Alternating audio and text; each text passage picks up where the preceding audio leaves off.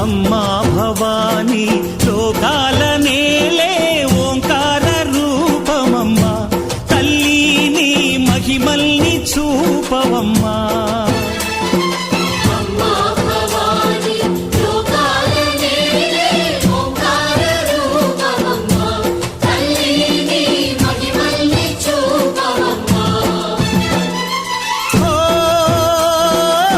సృష్టికే దీపమా, శక్తికే మూలమా, సింహరథమే నీదమ్మా. అమ్మ దుర్గమ్మ భక్తులను దీవించుమా.